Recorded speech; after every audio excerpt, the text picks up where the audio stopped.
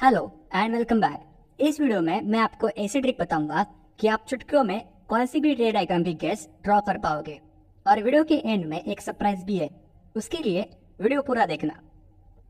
मगर इससे पहले अगर आपको कॉन्केव मिरर पता नहीं या फिर उसके बेसिक्स के बारे में जानना है तो आप ये वीडियो जरूर देख लेना। इसका लिंक आपको ऊपर आई बटन में या फिर नीचे डिस्क्रिप्शन में मिल जाएगा।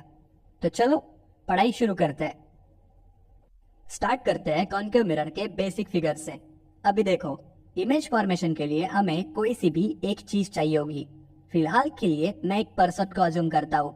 अभी ध्यान से देखो, इमेज फॉर्मेशन डिपेंड करता है कि हमारा पर्सन कहाँ पे खड़ा है।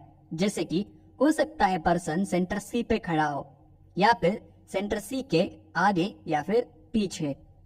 इसी के आधार पे हमारी टोटल 6 इमेज फॉर्मेशन की केसेस बनती है, जो कि है object placed at infinity, object placed behind centre C, object placed on centre C, object placed between centre C and focus F, object placed on focus F और object placed between focus F and pole P. अभी इनकी रे diagram क्या है और इनमें image कैसे form होती है ये जानते हैं। तो बात करते हैं उन ट्रिक्स की जो मैंने आपको वीडियो के स्टार्ट में बोली थी। ये ट्रिक्स बेसिकली डिवाइडेड है इन 4 रूल्स में। तो शुरुआत करते हैं रूल नंबर 1 से। रूल नंबर 1, किसी भी ऑब्जेक्ट, पर्सन, एंटिटी की इमेज बनाने के लिए हमें कम से कम 2 रेज की जरूरत है और जिनका ओरिजिन भी सेम होना चाहिए। रूल नंबर 2, जो रे सेंटर ऑफ कर्वेचर से पास होती है वो मिरर से रिफ्लेक्ट होने के बाद सेम पाथ से रिटर्न आती है, कुछ इस तरह। रूल नंबर 3, जो रे प्रिंसिपल एक्सिस को पैरेलल जाती है वो मिरर से रिफ्लेक्ट होने के बाद फोकस से गुजरती है, कुछ इस तरह।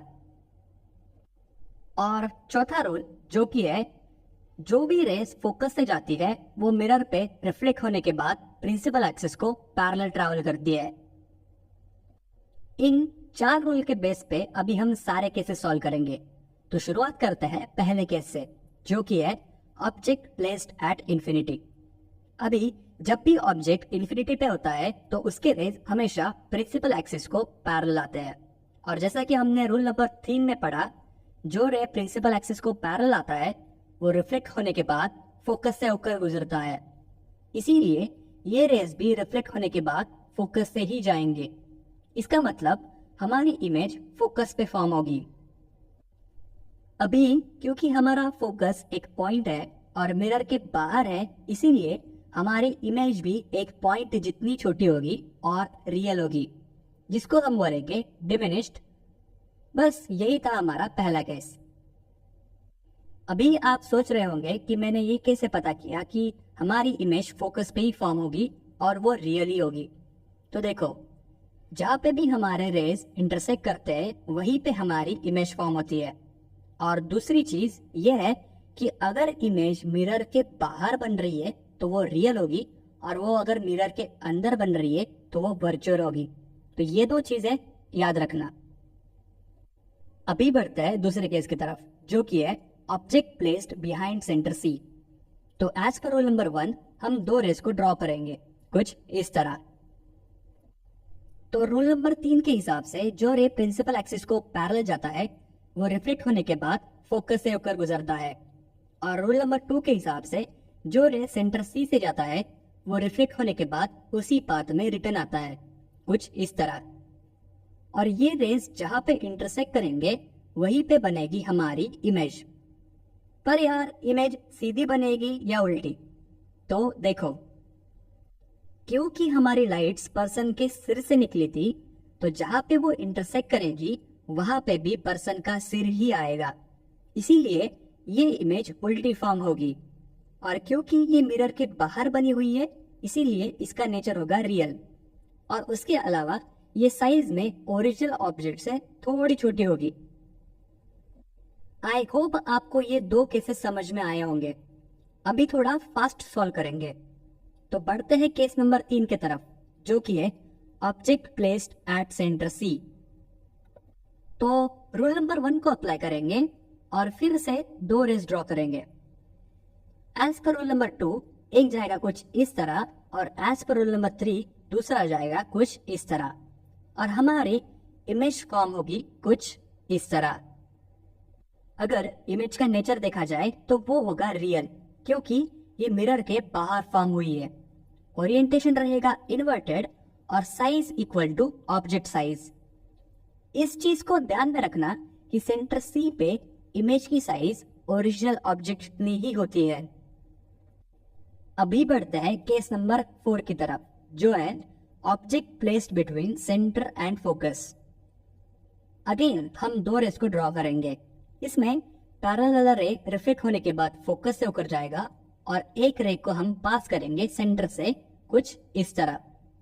तो यहाँ पे भी इमेज मिरर के बाहर बनी है, इसीलिए वो रियल नेचर शो करेगी, जिसका ओरिएंटेशन रहेगा इन्वर्टेड और साइज होगी ओरिजिनल साइज के थोड़ा ज्यादा। अभी बढ़ते हैं अगले केस की तरफ, case number 5, object placed at focus. Again rule number 1 को अप्लाई करेंगे, 2 रेज ड्रॉ करेंगे।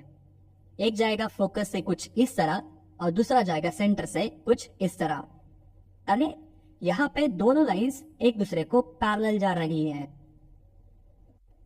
इसका मतलब हमारी इमेज इंफिनिटी पे फॉर्म होगी और क्योंकि ये मिरर के बाहर है इसीलिए इसका नेचर होगा रियल और इसकी साइज होगी लार्जर देन ऑब्जेक्ट। अभी आता है हमारा लास्ट केस, केस नंबर 6, जो कि है object placed between focus and pole. ये केस थोड़ा इंटरेस्टिंग सा है, तो ध्यान से देखना। चलो रूल नंबर 1 के हिसाब से हम 2 रेज ड्रॉ करेंगे। एक रे जाएगा फोकस से कुछ इस तरह और दूसरा रे जाएगा सेंटर से कुछ इस तरह। अरे पर यहाँ तो लाइंस एक दूसरे को पैरेलल भी नहीं है। अगर मैं इन लाइंस को थोड़ा आगे एक्सटेंड करूं तो वो मिरर के अंदर जाके इंटरसेक्ट करेगी कुछ इस तरह। अभी ध्यान से सुनो, यहाँ पे इमेज मिरर के अंदर बन रही है, इसीलिए ये इमेज वर्चुअल इमेज होगी। साथ में ही ये सीधी भी है, इसका मतलब इरेक्ट, और ये ओरिजिनल ऑब्जेक्ट के साइज में थोड़ा ज्यादा बड़ी है। चलो ये तो थे हमारे कॉन्केव मिरर के 6 केसेस। और रही बात सरप्राइज की, तो इनका मैंने एक एनिमेटेड वीडियो भी बनाया है ताकि आपको इन केसेस की और भी अच्छी तरह से क्लियरिटी आ सके। मगर उससे पहले अगर आप यहाँ तक आए हो तो यार वीडियो को लाइक जरूर करना, और आपको समझ में आया होगा तो सब्सक्राइब करना मत भूलना। और समझ में नहीं आया तो यार कमेंट बॉक्स तो है ही है, अपने डाउट्स और कमेंट्स नीचे डाल दो ताकि मैं उन पे वीडियो बना सकूं। तो ये रहा एक short demonstration of all 6 cases.